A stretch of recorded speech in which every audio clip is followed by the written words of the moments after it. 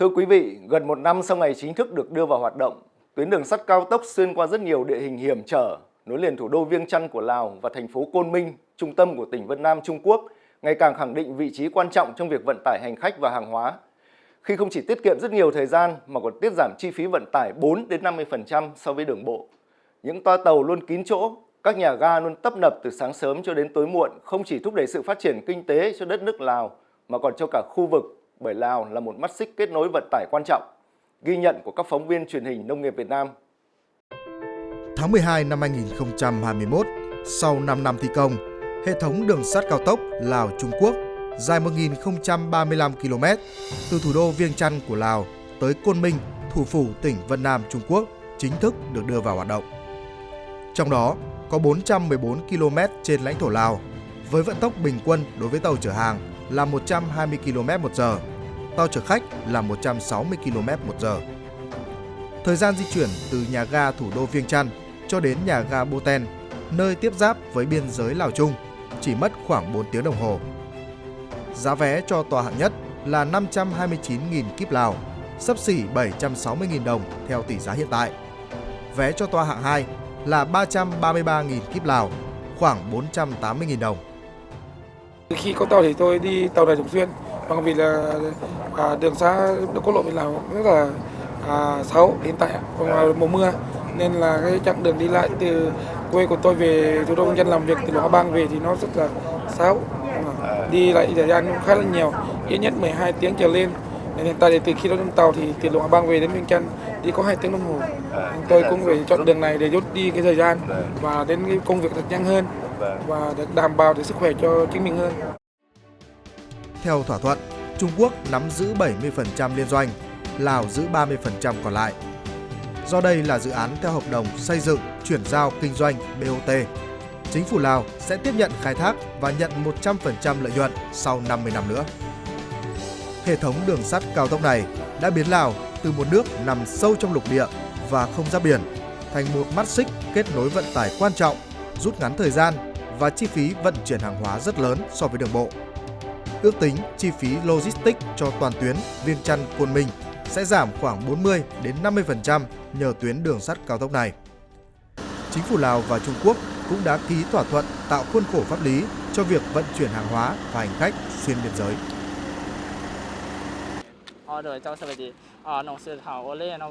Đây là nơi vận chuyển hàng hóa. Hàng vận chuyển từ Trung Quốc sang và xuất sang Trung Quốc. Mỗi ngày có 2 chuyến đi và 2 chuyến về. Mỗi chuyến chở được khoảng 30 container. Lào xuất sang Trung Quốc là khoáng sản,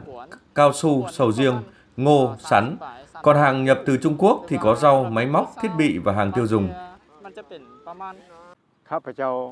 Sau khi đường sắt Lào-Trung Quốc thành công, nhà nước Lào đã đưa ra rất nhiều chính sách hỗ trợ để các công ty nước ngoài muốn đầu tư vào Lào có thể đầu tư theo luật mới, hỗ trợ các công ty hoạt động một cách dễ dàng, nhanh chóng, thuận tiện hơn. Trong chiến lược tổng thể về hợp tác liên quốc gia, lấy hạ tầng giao thông làm điểm tựa phát triển giao thương kinh tế, tuyến đường sắt này sẽ được liên kết với nhiều quốc gia khác trong khu vực, gồm Thái Lan, Singapore, Malaysia, đồng thời kết nối với các nước khác bằng hệ thống liên tuyến như Việt Nam, Campuchia, Myanmar. Do đó, các nhà đầu tư và chính phủ Lào hy vọng sẽ đưa nông lâm sản là thế mạnh của quốc gia này đến cả thị trường châu Âu bằng hệ thống đường sắt cao tốc. Trong những năm đầu tiên, số lượng có thể đạt 300.000 container, sau đó sẽ lên tới 1,2 đến 1,8 triệu container mỗi năm. Bên cạnh tuyến đường sắt cao tốc này, dự án đường sắt Lào-Thái Lan kết nối với đường sắt cao tốc Lào-Trung cũng đang được gấp rút xây dựng. Việc kết nối xuyên biên giới này sẽ giúp vận chuyển hàng hóa giữa Thái Lan và Trung Quốc nhanh hơn 24 giờ đồng hồ so với trước đây. Với chi phí giảm ít nhất 25%, các nhà ga ở thành phố Luông Prabang, thị trấn Vang Vieng và thủ đô Viêng Chăn sẽ mang đến sự bùng nổ cho du lịch Lào trong tương lai. Cùng với hệ thống đường sắt, tuyến đường bộ cao tốc huyết mạch nối từ biên giới Lào-Trung Quốc về thủ đô Viêng Chăn và nối từ Viêng Chăn tới Nam Lào cũng đang được xây dựng hoặc đã có trong kế hoạch xây dựng. Về các tuyến đường cao tốc, chúng tôi có đường cao tốc 13 Bắc và 13 Nam. Trong đó, đường cao tốc 13 Bắc được chia thành 4 giai đoạn và đã hoàn thành giai đoạn 1 từ Viêng Chăn đi Vang Vieng, dài 120 km. Giai đoạn 2 từ Van Vieng đi Luang Prabang đang được triển khai. Giai đoạn 3 là từ Luang Prabang đi Udom Say và giai đoạn 4 là từ Udom Say đi Boten. Với tuyến cao tốc 13 Nam, chúng tôi đã xác định sẽ làm tuyến cao tốc đi Việt Nam và Campuchia theo tuyến đường cũ. Ngoài ra, còn một tuyến cao tốc đã hoàn thành xong kế hoạch là từ đường cao tốc hiện tại đi xuyên khoảng Hủa Phăn và đến biên giới Việt Nam. Hiện tại, Lào đang rất cần nguồn vốn để có thể đầu tư các dự án phát triển kinh tế của đất nước cũng như triển khai xây dựng trên thực tế. Bên cạnh đó, Lào cũng cần đẩy mạnh marketing để giúp các sản phẩm của Lào có thể xuất khẩu cạnh tranh với các sản phẩm của những quốc gia khác. Ngoài ra, Lào cũng đang quan tâm đến vấn đề phát triển nguồn nhân lực, học hỏi kiến thức từ các nhà đầu tư nước ngoài đang muốn đầu tư vào Lào. Nhà ga luôn tấp nập người đến và đi. Những toa tàu không còn chỗ trống. Có thể nói rằng Lào đã và đang trong quá trình đột phá về giao thông và đã sẵn sàng trở thành điểm trung chuyển giữa các nước ASEAN và từ ASEAN đến Trung Quốc, Nga và nhiều khu vực khác. Vâng, phóng sự vừa rồi đã cho thấy sự thay da đổi thịt trong vận tải hàng hóa và hành khách tại Lào nhờ vào tuyến đường sắt cao tốc Lào-Trung Quốc. Từ chỗ là một nước nằm sâu trong lục địa và không giáp biển, việc vận tải hàng hóa nhiều khó khăn do chi phí đắt đỏ, thì giờ đây Lào đã trở thành một mắt xích kết nối vận tải quan trọng, rút ngắn thời gian và chi phí vận chuyển hàng hóa. Sự thay da đổi thịt này tại nước Lào sẽ mang lại những cơ hội gì cho các doanh nghiệp Việt Nam nói chung và nhất là các doanh nghiệp nông nghiệp đang muốn đầu tư và phát triển tại Lào? Để có thêm các thông tin về nội dung này, mời quý vị cùng theo dõi cuộc trao đổi giữa nhà báo Trần Cao, Phó Tổng biên tập báo Nông nghiệp Việt Nam với bà Nguyễn Thị Thành Thực, Chủ tịch Hội đồng Quản trị Công ty Cổ phần Công nghệ Phần mềm Autogri, doanh nhân đang tìm kiếm cơ hội đầu tư tại Lào. Thưa bà Nguyễn Thị Thành Thực, Chủ tịch Công ty Autogri, thì được biết là hiện nay Lào rất là có nhiều cơ hội để các doanh nghiệp nước ngoài, trong đấy có Việt Nam, đến đầu tư lại Lào. Cũng tình cờ gặp bà đang đi tìm kiếm cơ hội đầu tư ở tại Lào, thì xin bà cho một số cái cảm nhận về cái vấn đề kinh tế xã hội của đất nước Lào và những cái cơ hội mà bà đang tìm kiếm ở đất nước Lào.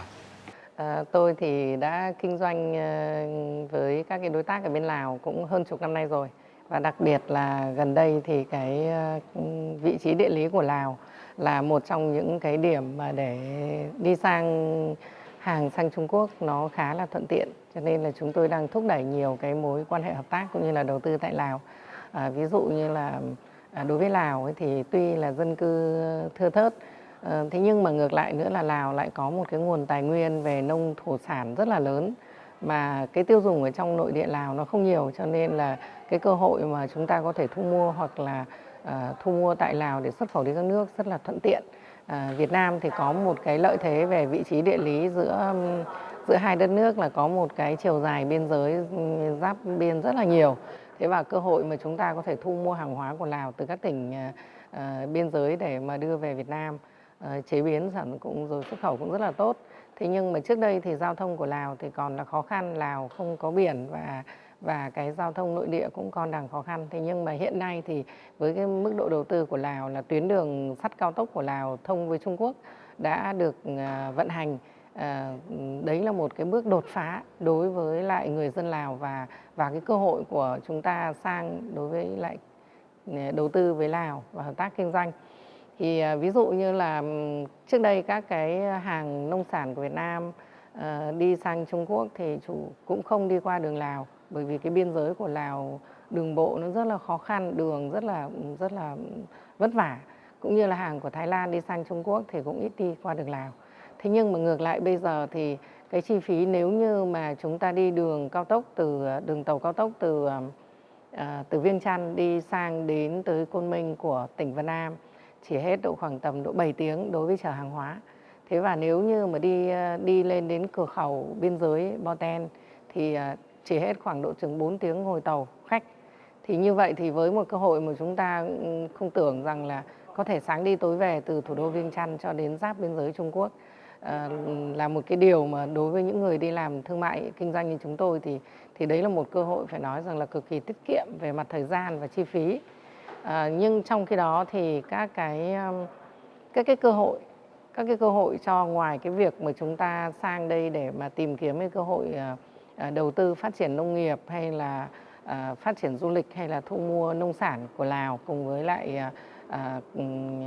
các doanh nghiệp của Lào, thì còn một cái cơ hội cực kỳ lớn nữa, đó là một cái cơ hội mà Lào đang có một cái cơ hội trở thành một cái trung tâm logistics giữa Trung Quốc và các nước ASEAN, đặc biệt là ba nước Đông Dương. Thì tôi nghĩ rằng là trong cái giai đoạn này, cái phần mà về đường vận tải đường sắt cao tốc ấy, thì mới khai thác chừng khoảng độ 30% cái công suất,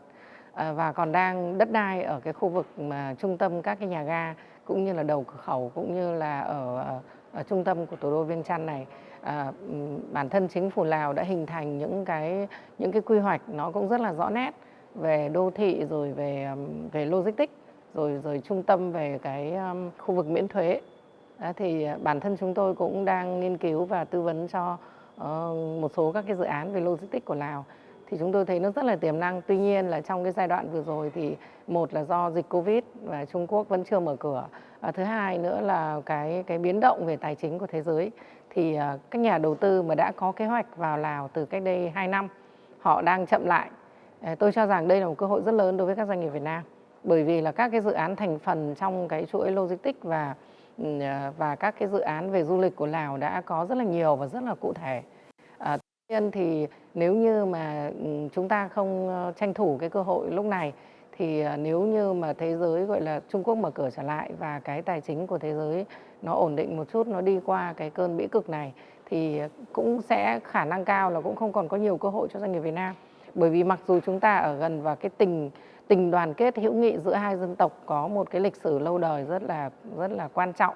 nhưng ngược lại nữa là tài chính thì chúng ta có thể không mạnh được bằng như các nước khác. Cái đấy là một cái mà chúng ta có thể xem xét rằng nếu như mà các doanh nghiệp Việt Nam có mong muốn, có tìm kiếm những cái cơ hội ở bên Lào thì chúng ta nên sớm quan tâm. Ví dụ như bây giờ nếu như mà hàng hóa của chúng ta đi sang các nước ASEAN, ví dụ như là Thái Lan, rồi đi qua Malaysia hay đi qua Singapore, chúng ta hoàn toàn có thể đi đường bộ. Đi đường bộ để có một cái lợi thế về những cái hàng nông thủy sản tươi của chúng ta đi dọc đó nó nhanh hơn rất là nhiều so với đi đường biển. Thì cái việc mà nếu như chúng ta lấy Lào có một cái trung tâm logistics của Việt Nam ở đây, thì ngoài cái việc mà có cái cơ hội để đi Trung Quốc, chúng ta còn có cái cơ hội để đi phát triển sâu vào cái thị trường của các nước ASEAN. Bên cạnh Lào là Thái Lan thì với quan điểm của tôi ấy, thì tôi có thể nhìn nhận Thái Lan giống như một cái Trung Quốc thu nhỏ, bởi vì là cái sự phát triển kinh tế của Thái Lan và cách làm thương hiệu và thị trường của Thái Lan rất là tốt. Và ví dụ như du lịch chẳng hạn, thì Thái Lan cũng là một cái trung tâm của ASEAN trong cái phát triển về du lịch. Khi tôi đến Thái Lan tìm hiểu về cái du lịch của Thái Lan thì tôi lại nhìn thấy rất là nhiều cái cơ hội cho những cái nông sản đặc sản của Việt Nam để giới thiệu ở ngay cái thị trường đó. Bởi vì là những người thương nhân như chúng tôi đôi khi là kết hợp đi chơi với đi làm. Thì nếu chúng tôi đi chơi đến một nơi, chúng tôi sẽ tìm ngay cái cơ hội mà tôi có thể tìm kiếm được những sản phẩm gì ở đó. Thì thay vì cái việc người ta không phải đến Việt Nam để người ta mới có thể tìm hiểu được, đến ngay cái thị trường gọi là một cái gọi là cái chợ du lịch của Thái Lan, chúng ta cũng có thể giới thiệu được cái đặc sản. Vậy thì ở Lào tới đây khi mà cái đường sắt vận tải nó phát triển nữa, thì cái việc mà cái cơ hội chúng ta cần phải có một cái trung tâm gọi là giới thiệu sản phẩm tại Lào cũng như là logistics tại Lào, cái đấy là vô cùng cần thiết. Thế nhưng mà một người thì cũng không thể làm hết được mọi chuyện, nên tôi cũng muốn chia sẻ cái cơ hội này cho các cái doanh nghiệp Việt Nam và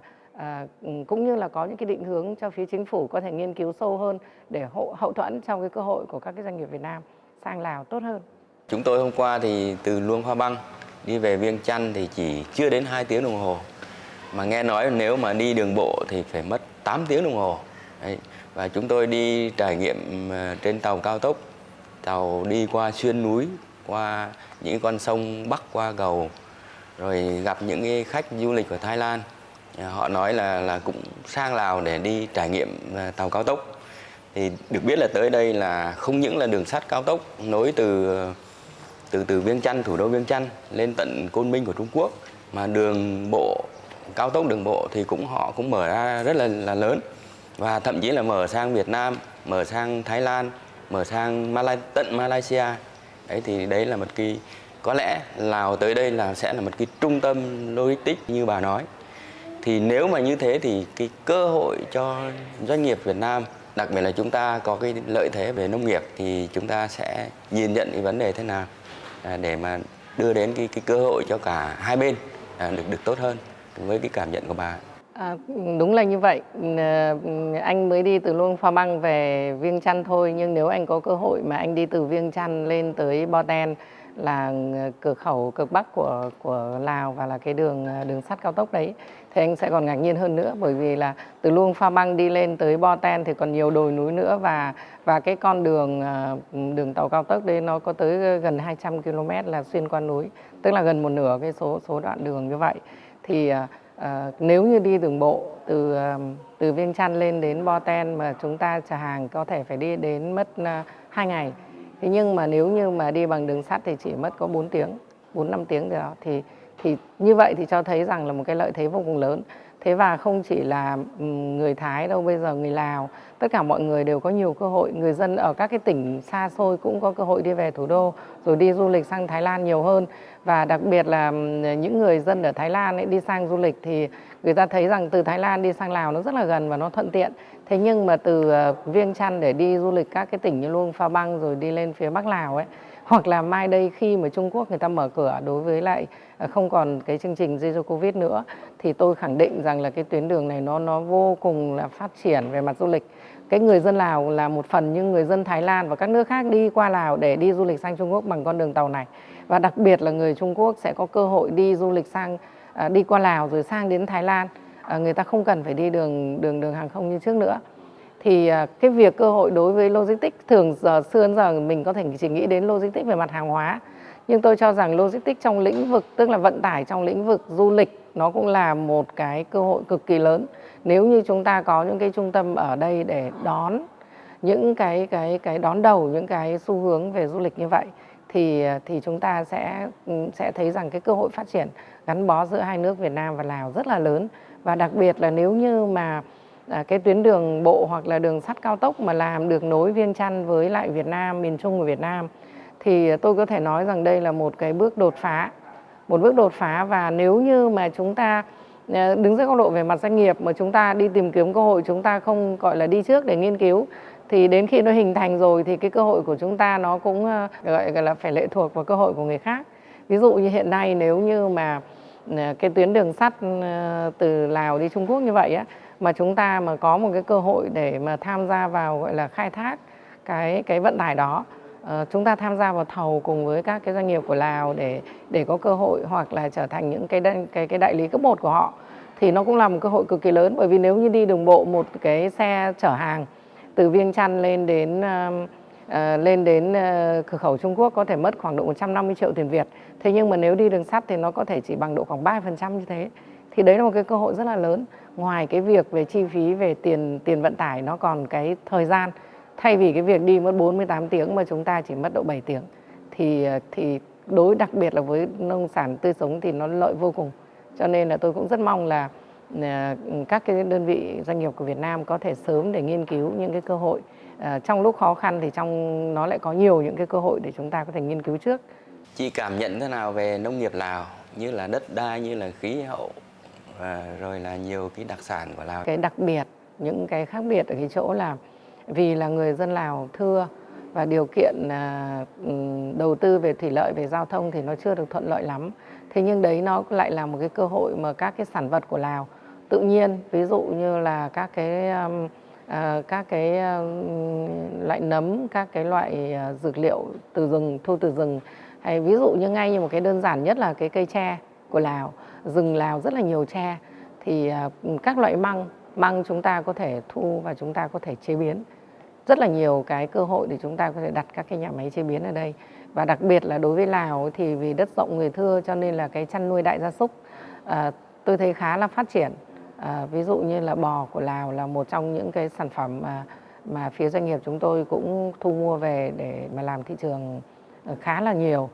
Chính vì thế mà tôi nghĩ rằng là cái cơ hội mà các cái khoa học kỹ thuật của các doanh nghiệp Việt Nam được ứng dụng trước khá là tiến bộ. Ví dụ như trong chăn nuôi của chúng ta thì đã có những công ty như công ty giống gia súc Hà Nội là một đơn vị mà đã làm giống các cái công nghệ về giống rất là tiên tiến và giá rất là rẻ so với thế giới. Thế và đặc biệt ví dụ như Việt Nam chúng ta đang có một cái dự án để bảo tồn và phát triển chuỗi giá trị bò Hơ Mông Việt Nam. Thì đối với Lào, Việt Nam thì người dân tộc Hơ Mông cũng như là các cái dân tộc thiểu số anh em gần như là đều có cái sự giao thương và cũng gần như là cũng gọi là hòa đồng về mặt văn hóa. Cho nên là cái việc mà chúng ta cùng phát triển kinh tế giữa hai nước với cái cơ hội, đặc biệt là tôi thấy ưu tiên đầu tiên là cái cơ hội về phát triển về chăn nuôi đại gia súc. Bởi vì là đối với lại con gà hay con heo thì các cái tập đoàn công nghiệp lớn, các cái tập đoàn lớn người ta có thể chăn nuôi công nghiệp rất là mạnh. Thế nhưng mà đối với con đại gia súc, ví dụ như trâu, bò hay là ngựa hay là con dê, thì cái việc mà phát triển gọi là chăn nuôi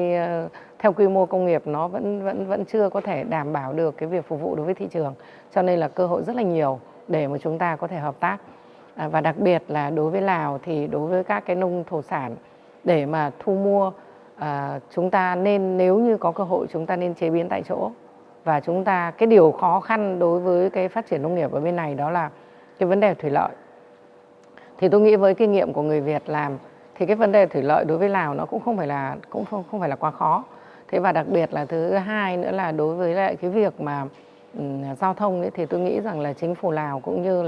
là với sự hỗ trợ của các nước thì là giao thông của Lào đang trên cái đà mà phát triển khá là tốt. Nên là tôi nghĩ rằng là đối với lại nông nghiệp thì với cái cơ hội ví dụ như ở Việt Nam bây giờ đất đai nó rất là đắt rồi, thì chúng ta hoàn toàn có rất là nhiều cơ hội. Và đặc biệt là đối với Lào thì gọi là cái sự đoàn kết rồi cũng như là cái sự tin tưởng của người Lào đối với dân tộc Việt Nam. Cái đấy là một cái cơ hội rất là lớn mà tôi nghĩ rằng là chúng ta có thể nâng cao cái tình đoàn kết hữu nghị hai bên bằng cái việc là chúng ta hợp tác chia sẻ trong cái lĩnh vực nông nghiệp và du lịch. Chúng tôi đã từng qua Siêng Khoảng và theo như đồng chí lãnh đạo Sở Nông nghiệp đấy cho biết là cái khí hậu rất là tốt cho là chăn nuôi đại gia súc. Cái nhiệt độ trung bình của Siêng Khoảng chỉ 22 độ C thôi và chỉ có một chút khó khăn về mùa khô. Nhưng mà nếu đấy là một cái tiềm năng mà họ bảo là cái chăn nuôi đại gia súc của họ là vô cùng. Nhưng mà cái quan sát của tôi ấy, thì thấy cái thể trạng của vật nuôi của Lào nó vẫn thấp, vẫn nhỏ. Nó y như Việt Nam chúng ta đã từng trải qua. Mà nếu như Lào mà có một cái chương trình mà cải tạo đàn đại gia súc chẳng hạn thì sản lượng thịt của Lào tôi nghĩ là người ta chuyện nâng lên gấp 2, gấp 3 là chuyện bình thường. Cái khoa học kỹ thuật trong nông nghiệp của Lào thì họ rất là cần các cái nước như là Việt Nam chúng ta thì đầu tư để giúp đỡ cho họ, cũng như là vấn đề thủy lợi. Đấy thì theo bà thì đây là cái cơ hội của các cái doanh nghiệp công nghệ cao của chúng ta có thể đưa vào Lào thuận lợi hay là thế nào ạ? Tôi đánh giá là về phía chính phủ Lào thì cũng rất là mong muốn tiếp nhận những cái sự hỗ trợ và hợp tác cũng như là chia sẻ những cái vấn đề về khoa học kỹ thuật, đặc biệt là công nghệ cao. Ví dụ như là doanh nghiệp của chúng tôi là doanh nghiệp sở hữu cái phần mềm để quản lý nông nghiệp một cách rất là đơn giản. Thì khi mà sang đây tìm kiếm cái cơ hội đầu tư cũng như là hợp tác với các doanh nghiệp của Lào, chúng tôi cũng có hội đàm với Bộ trưởng Bộ Nông lâm nghiệp Lào. Phía Bộ Nông nghiệp Lào cũng rất là mong muốn sớm được ứng dụng những cái phần mềm đơn giản như vậy để giúp cho cái quản lý cái cơ sở dữ liệu của Lào. Thì doanh nghiệp chúng tôi cũng đã sẵn sàng tài trợ,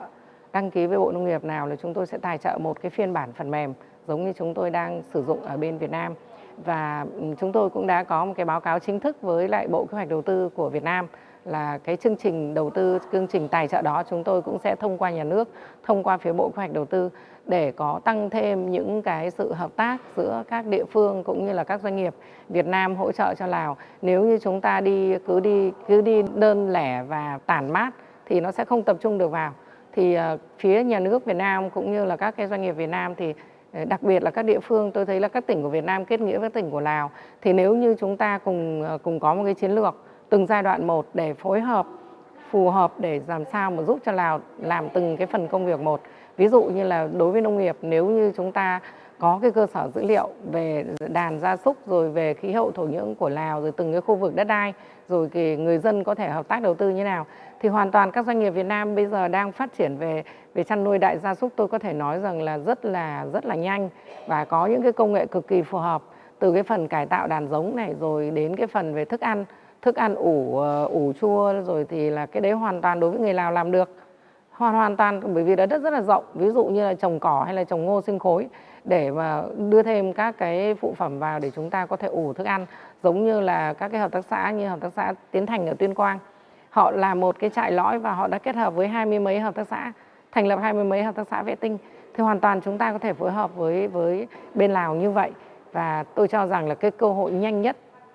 và đem được cả cái ý nghĩa về cái chương trình xóa đói giảm nghèo đối với Lào và cơ hội cho các doanh nghiệp Việt Nam, đó là hợp tác về cái vấn đề phát triển chăn nuôi đại gia súc của Lào. Bởi vì hiện nay thì gia súc của phía Thái Lan cũng như Myanmar đi qua Lào để vào Việt Nam rất là nhiều. Vậy thì đây là một cái cơ hội rất lớn để cho chúng ta hợp tác chăn nuôi đại gia súc ở bên Lào với những cái kỹ thuật từ cải tạo đàn giống hoặc là với cái kỹ thuật về chăn nuôi, rồi thì vỗ béo, rồi thì là cái tiêu thụ. Thế và đặc biệt nữa là bây giờ với cái việc nếu như chúng ta phối hợp và chính phủ sẽ có tạo điều kiện nhiều hơn đối với cái việc cửa khẩu nhập khẩu gia súc từ Lào về Việt Nam. Ví dụ hiện nay chủ yếu là đi qua cửa khẩu Lao Bảo. Thế nhưng ví dụ phía Bắc của Lào nếu ở Phong Sa Lì chúng tôi có thể thu mua mà đưa về ngay bên Điện Biên chẳng hạn. Tức là các cái cửa khẩu giáp danh của mình với Lào đều có những cái cho phép để có thể nhập khẩu, tức là cái kiểm soát thú y. Chúng ta mở cửa nhiều hơn với nhiều cái vị trí để giao thương như vậy thì cái chăn nuôi gia súc của Lào đưa sang cái chi phí nó sẽ rất là tiết kiệm. Thay vì cái việc từ phía Bắc Lào mà đi thông qua quay xuống dưới Trung Lào để đi qua Lao Bảo rồi lại đi ngược về phía Bắc của Việt Nam thì chi phí nó sẽ đắt lên hàng triệu một con. Như vậy thì nó cực kỳ vô lý, bởi vì là người dân có thể nuôi 2 năm mới có thể bán được độ 10 triệu một con, nhưng mà riêng chi phí vận tải chúng ta đã làm đắt lên đến 1 triệu đồng rồi. Thì tôi rất mong rằng là nếu như có thể thì phía Bộ Nông nghiệp Việt Nam sẽ tạo nhiều cơ hội hơn và chúng ta sẽ có thể công bố những cái cơ hội đó. Chúng ta phải truyền thông nhiều hơn để cho các doanh nghiệp Việt Nam hiểu được những cái thương nhân đi buôn của Việt Nam, hiểu được cái cơ hội thủ tục làm sao nó đơn giản nhất, và chúng ta phối hợp với phía Lào. Thì trong cái quá trình làm việc với lại Bộ Nông nghiệp cũng như là các địa phương của Lào, ví dụ như là tôi đã đến làm việc với lại Chủ tịch tỉnh Phong Sa Lì hay là tỉnh Say Sổm Bun, rồi một số các cái địa phương khác, thì họ rất là mong muốn làm sao ở Việt Nam chúng ta giúp đỡ kể cả về mặt khoa học kỹ thuật cũng như là phối hợp trong cái việc mà tạo điều kiện cho các cái thương nhân để thu mua nông sản cho Lào, đặc biệt là đối với gia súc. Tất cả những cái nông thổ sản của Lào ấy thì chủ yếu cái sản lượng rất là lớn, đặc biệt là đại gia súc là đều về qua Việt Nam. Và cái việc mà đối với lại Trung Quốc thì Lào trước đây cũng có những cái rất là được ưu tiên. Thế nhưng mà từ khi dịch Covid ấy, thì Trung Quốc cũng có những cái hạn chế chung. Thế cho nên là nếu như bây giờ chúng ta sớm mở cửa thay vì cái việc chúng ta đại gia súc của chúng ta còn đang phải nhập khẩu rất là nhiều, trong nước cũng chưa đủ để có cái nguồn cung, thì chúng ta hãy mở cửa để sớm chúng ta có hợp tác, đặc biệt là vấn đề giữa đồng bào, giữa các tỉnh ở hai bên biên giới. Đấy là điều mà tôi cho rằng là vô cùng quan trọng. Thứ nhất là để tăng thêm cái tình đoàn kết hữu nghị và tăng thêm cái mối quan hệ mật thiết hàng ngày trong làm ăn kinh tế để giúp nhau cùng xóa đói giảm nghèo. Bởi vì là thương nhân chúng tôi thì chúng tôi rất không muốn là làm những cái gì mà nó vi phạm về pháp luật. Cho nên là cái việc mà chúng ta mở cửa tất cả các cái cửa khẩu giao thương đối với Lào, hãy tạo điều kiện cho gia súc của Lào có thể nhập khẩu qua tất cả các cái cửa khẩu của Việt Nam. Đấy là một điều mà tôi mong muốn nhất đối với Bộ Nông nghiệp hiện nay. Nghĩa là đi đâu làm phải chuẩn chỉ đúng pháp luật, phải chính thống. Kể cả con người sang làm ăn cũng đừng có thế này thế kia, mà đi một cách đàng hoàng, từ hàng nông sản cho đến con người sang làm ăn buôn bán. Tôi thấy rằng điều đấy là điều quan trọng nhất hiện nay đấy. Bởi vì cái này vấn đề an ninh. Khi mà bà con ở biên giới đi sang bên này, cái nhận thức của người ta và từ xưa đến giờ nó vẫn giao thương. Biên giới của chúng ta vẫn rất là mở đối với Lào. Mọi người đi lại tự do, nhưng mà đôi khi là không hiểu về mặt pháp luật, làm thủ tục giấy tờ như thế nào cho nó đúng pháp luật, thì họ sẽ thông qua cò, hoặc là không thông qua cò, đôi khi mất tiền rồi nhưng đấy vẫn là vi phạm pháp luật. Họ cũng gọi là bao cho để đi sang thôi chứ họ cũng không làm giấy tờ. Thì khi đi sang bên Lào làm ăn, đôi khi là kiếm được tiền rồi lại bị bắt nạt, lại bị gọi là một cái băng nhóm khác gọi là bắt nộp tiền bởi vì không đi làm ăn không đúng pháp luật.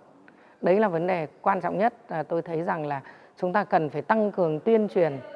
và tạo mọi điều kiện để cho người dân hai nước đi lại làm ăn và có thủ tục đúng pháp luật. Đặc biệt là cơ hội rất lớn giữa các cái doanh nghiệp nhỏ của Việt Nam và các, gọi là, tôi muốn dùng một từ gọi là doanh nông. Ví dụ như các bạn trẻ khởi nghiệp ở Việt Nam, 1 hectare đất thì có thể là phải mua đến cả tỷ bạc. Nhưng mà nếu sang Lào này thì chúng ta có thể mua được 10 đến 20 lần đất như vậy. Vậy thì hoàn toàn chúng ta có thể hình thành những cái khu, ví dụ như là chính phủ và các tỉnh tài trợ, hỗ trợ cho các tỉnh của Lào, chúng ta có thể vận dụng những cái nguồn ngân sách đấy để chúng ta hình thành những cái hạ tầng, những cái khu gọi là khu nông nghiệp. Thay vì Việt Nam chúng ta có thể phát triển công nghiệp được thì chúng ta hình thành những cái khu công nghiệp, nhưng đối với Lào thì chúng ta hình thành những cái khu nông nghiệp sinh thái hoặc khu nông nghiệp sinh thái công nghệ cao. Thì chúng ta, nếu như chúng ta chưa có điều kiện thì hoàn toàn chúng ta có thể chỉ cần san ủi đường rồi lăn lại là xong. Chúng ta vẫn có thể phát triển nông nghiệp được ngay với những cái kinh nghiệm của người Việt, và đặc biệt là những cái người nông dân nông nghiệp của Việt Nam làm việc nông nghiệp sát với biên giới của Lào. Bây giờ từ Sơn La cho đến Thanh Hóa, Nghệ An, Hà Tĩnh, rồi Gia Lai, Kon Tum, mọi người đều làm rất là giỏi. Vậy thì ngay bên cạnh biên giới một cái tiềm năng về đất đai, khí hậu thổ nhưỡng như vậy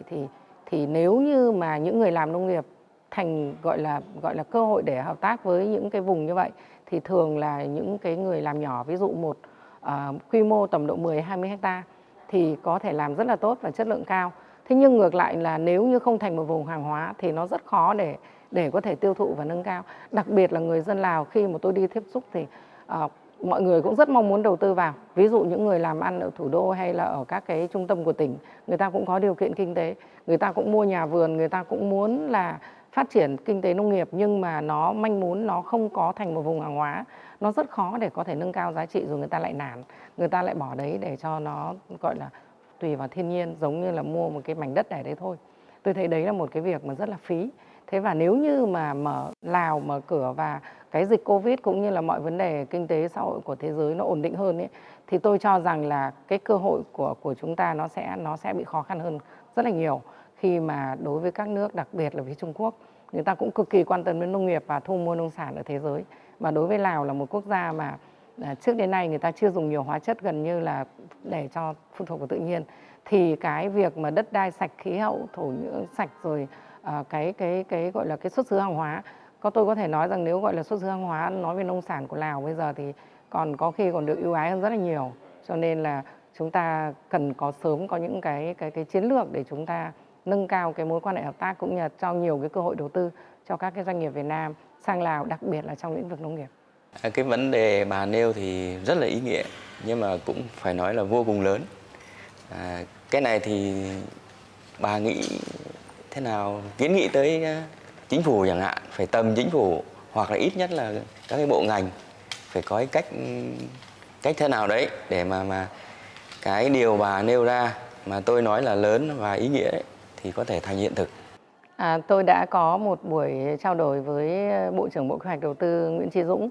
và Bộ trưởng Dũng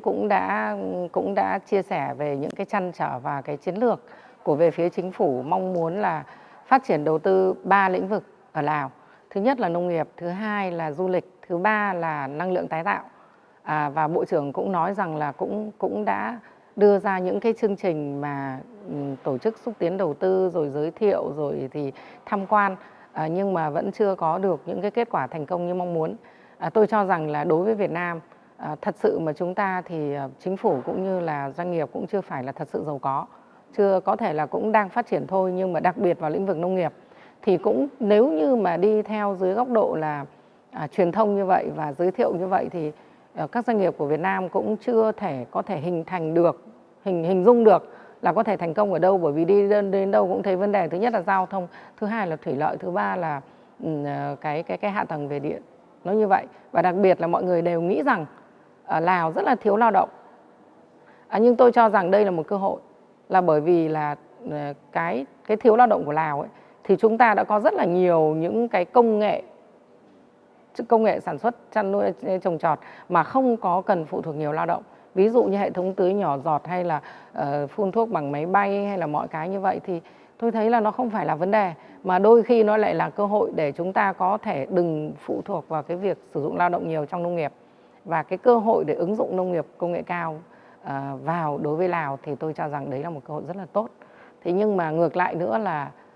chúng ta có thể không nhiều tiền nhưng chúng ta có thể nhiều người. Bởi vì là tôi cho rằng là so với các nước xung quanh thì cái lực lượng mà tham gia vào gọi là lĩnh vực nông nghiệp, đặc biệt là các cái doanh nghiệp trẻ và các cái bạn khởi nghiệp Việt Nam thì thực sự mà nói đấy là một cái lực lượng cực kỳ tiềm năng. Và tôi đã đề xuất với Bộ trưởng Nguyễn Chí Dũng là với kinh nghiệm của tôi sau thời gian tôi đi nghiên cứu ở Lào và với cách làm của chúng tôi thì tôi cho rằng là cái cơ hội mà nếu như chúng ta thúc đẩy cái việc mà hợp tác giữa doanh nghiệp trẻ Việt Nam với doanh nghiệp trẻ Lào và đặc biệt là doanh nghiệp trẻ các tỉnh của Việt Nam hỗ trợ kết nối với lại doanh nghiệp trẻ Lào và tạo điều kiện để cho các bạn trẻ Việt Nam đang yêu thích và đầu tư trong lĩnh vực nông nghiệp có cơ hội sang Lào. Nhưng ngược lại nữa là các bạn trẻ có sức trẻ và có những cái nhiệt huyết để làm. Nhưng ngược lại nữa là nếu như không có một cái gọi là một cái hành lang để bảo vệ, không có một cái khu tập trung để cho các bạn có thể gọi là an toàn, yên tâm thì tôi cho rằng đấy là vấn đề khó khăn. Nhưng tôi nghĩ rằng cái vấn đề khó khăn trong suy nghĩ của tôi đấy thì ở cấp chính phủ và đặc biệt là các cái hiệp hội doanh nghiệp, hiệp hội đặc biệt là hội doanh nghiệp trẻ thì tôi cho rằng là có thể giải quyết được cái bài toán đó. Bộ trưởng Nguyễn Chí Dũng cũng đã có chỉ đạo là chúng tôi kết hợp với lại phía Cục Phát triển Doanh nghiệp của Bộ Kế hoạch Đầu tư sẽ sớm nghiên cứu và đề xuất một cái phương án để có thể chúng ta thực hiện được cái phát triển nông nghiệp hợp tác đối với Lào. Cảm nhận của bà thế nào về nông thôn Lào? Thực sự là nếu mà so với lại nông thôn Lào với nông thôn Việt Nam ấy, thì tôi thấy là ví dụ như tôi đi những cái vùng như Say Sổm Bun rồi Phong Sa Lì là những vùng mà là rất là xa ấy, thì chúng ta cứ nghĩ rằng là người Lào không quá gọi là đam mê hay là làm việc hay lao động thế này thế kia, nhưng cái đấy tôi cho rằng là không phải. Bởi vì thực sự mà nói là